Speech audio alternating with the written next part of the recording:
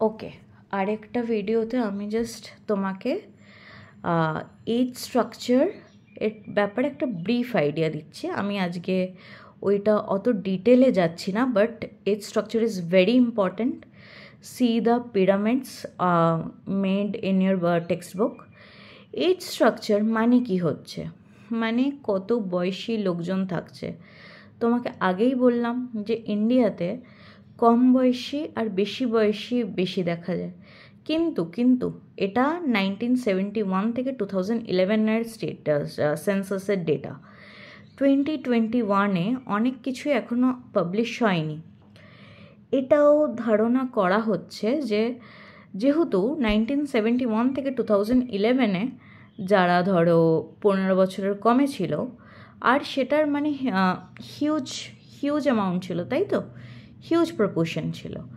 তারা তো এখন সবাই বড় হয়ে গেছে, তারা সবাই ওয়ার্কিং পপুলেশন। তো ইন্ডিয়াও এখন ওয়ার্কিং পপুলেশনে অনেক বেশি কাজ করছে। এটাও ধরা হচ্ছে যে ইন্ডিয়ার পপুলেশনটা এবার আস্তে আস্তে হয়তো ব্লেসিং হয়ে যাচ্ছে। ওটা যে কার্স ছিল যে ইন্ডিয়ার এত পপুলেশন কেন, ওটা ব্লেসিং হয়ে যাচ্ছে।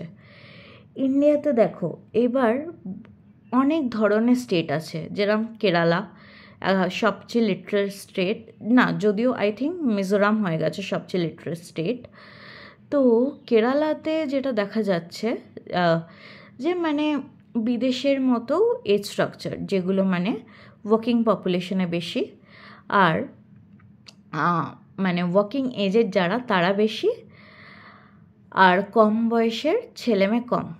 কিন্তু তোমার ইউপিতে তো খুব, এটা হয়তো দেখেছো, ইউপির এটা একটা খুব প্রচলিত জিনিস আছে যে ইউপিতে বারবার ছেলের জন্য খুব প্রেফার করা হয়, মেয়েদেরকে অতটা সম্মান করা হয় না।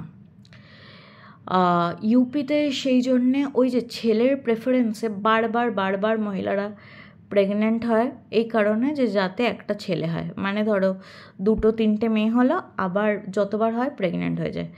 এর চেয়ে কী হচ্ছে যে ইয়াং পপুলেশন বেড়ে যাচ্ছে, এদের ডিপেন্ডেন্সি রেশিও বেড়ে যাচ্ছে।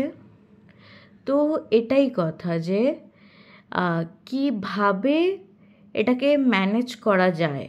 আর বলা যায় ইন্ডিয়া এমনই একটা দেশ যেখানে ইউপির মতো স্টেটও আছে, কেরালার মতো স্টেটও আছে, যেখানে লিটারেসি রেট এত হাই তো একটা জায়গায় লিটারেসি রেট এত কম।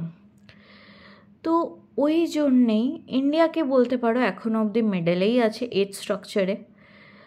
আরও হয়তো 2041 মধ্যে যেটা বলা হচ্ছে এজ মানে ওয়ার্কিং এজের যদি সবাই ইন্ডিয়াতে থাকা প্রেফার করে, ম্যাক্সিমাম, সবাই বলা তো খুবই ভুল, maximum, then it will be a boon for the country. ঠিক আছে, আজকে এতটা অবধিই থাকলো। কালকে পরশু আবার লিটারেসি রেট আর সেক্স রেশিও স্ট্রাকচারটা তোমাকে পাঠাবো, ঠিক আছে? টাটা।